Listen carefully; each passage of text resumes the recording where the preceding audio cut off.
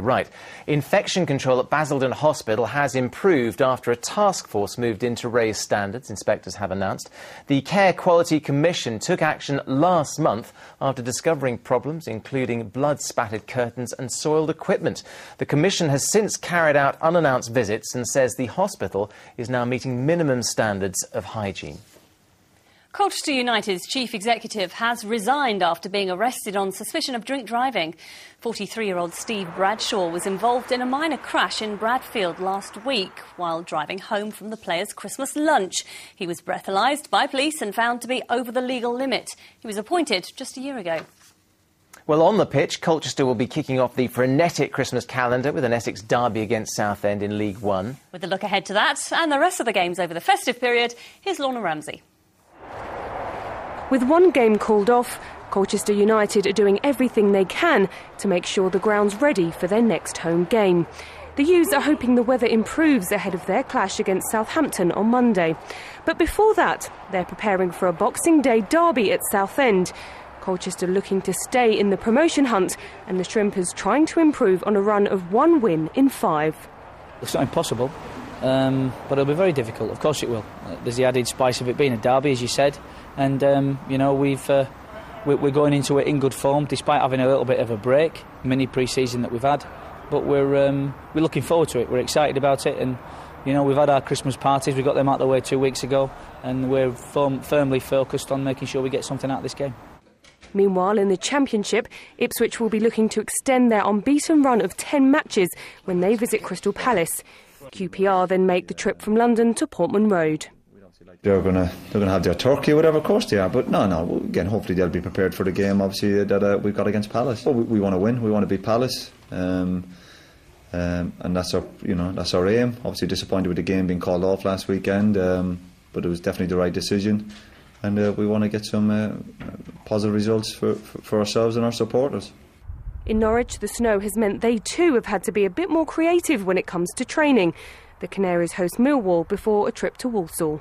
They'll be buoyant by what they've done, and that's a terrific result for them with 10 men against a really good side.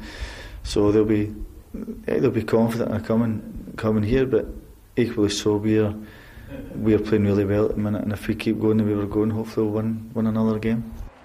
So while most of us might love a white Christmas, our football teams will be keeping their fingers crossed for rising temperatures.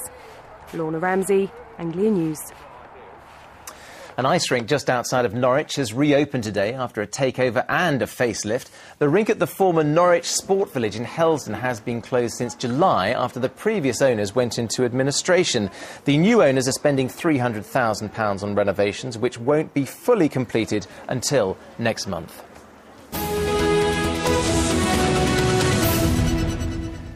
Now, 2009 has been a year to remember at the Northamptonshire-based Brawn GP, Jenson Button winning the Formula One Drivers' title, of course, and victory in the Constructors' Championship. But with Button now signed to rivals McLaren and the team taken over by Mercedes, how, you might ask, could they follow their amazing season of success? Well, now we have the answer after the Brackley-based team announced they tempted the F1 legend Michael Schumacher, no less, out of retirement. Here's Matthew Hudson. Little doubt what the staff at Mercedes think of Michael Schumacher's decision to sign on the dotted line. Coaxing arguably the world's greatest ever motor racing driver out of retirement puts the icing on a glorious year for the Brackley-based team.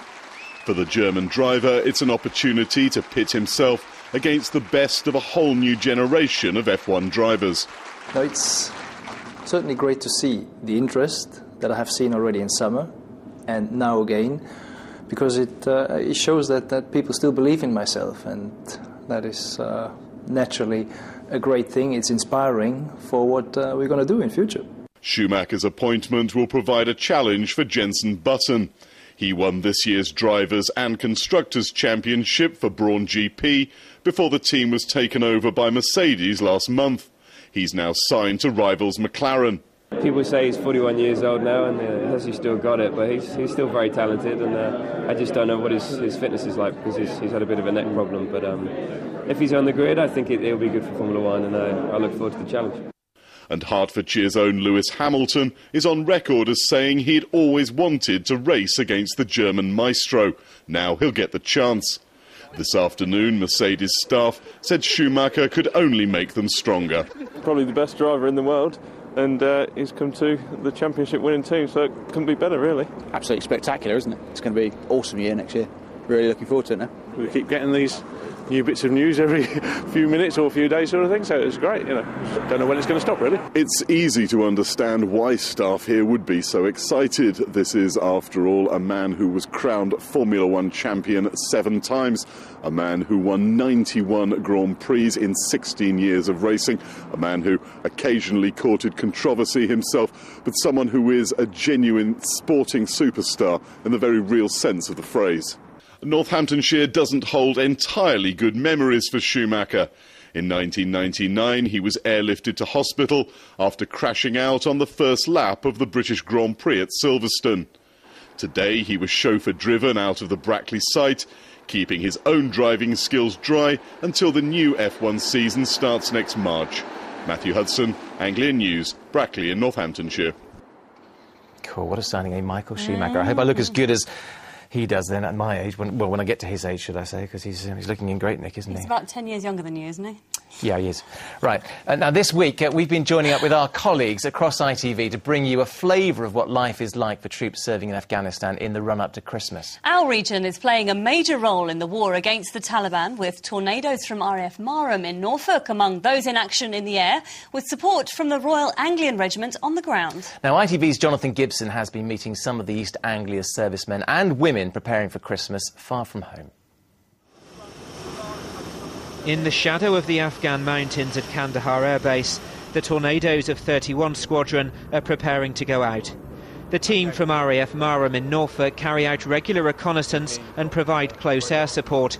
Pinpoint accuracy makes the Tornado a powerful weapon and effective deterrent. You may not know they're even in the area until they're directly overhead, so the ability for them to just appear and put down a large presence with the backup of having a huge capability on board is significant. And that's key to the mission here, targeting Taliban fighters while trying to build bridges with the local population. Kandahar Air Base is home to a substantial UK force, but is dwarfed by the main British presence at Camp Bastion. Air travel in Hellesdon is by far the safest option, and I'm following the route of the Royal Anglian Regiment to see the base for myself. At altitude we're less susceptible to Taliban attack, but as we approach the main British base in the dark, body armour and helmets offer some degree of protection.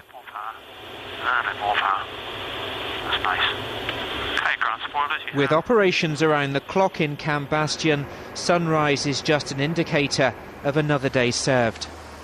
Well, it's my first tour away, and it's going to be over Christmas, as I say. It seems alright in a minute. It's going well. I don't know what it's going to be like at Christmas out on the front, but we'll see. From up here you can get an idea of the sheer scale of Camp Bastion, with hundreds more British troops having arrived last week and the prospect of thousands more American forces next year. Expansion plans are already well underway. Empty your pockets. Got nothing now? At the main entrance, all contractors are filtered and searched. With many Afghans having access to the base, Taliban infiltration is a major concern. Every civilian entering Camp Bastion has to be seen as a potential threat, which is why security here is understandably tight. Just a few months ago, a suicide bomber trying to get in killed several Afghan civilians when he blew himself up. Gate staff are therefore understandably wary. But Afghan contractors are themselves at risk. The Taliban call these men collaborators. Little wonder they avoid our cameras. But with the promise of anonymity, this man told me he needs to earn a living. And do you worry about being ambushed by the Taliban along your journey?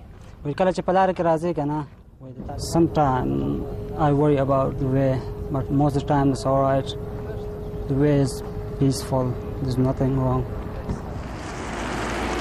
So as the sun fades over another day in Helmand, another patrol is leaving base, ever conscious of potential threats, but with a job to do in a land far from home. Jonathan Gibson in Camp Bastion for Anglia Tonight.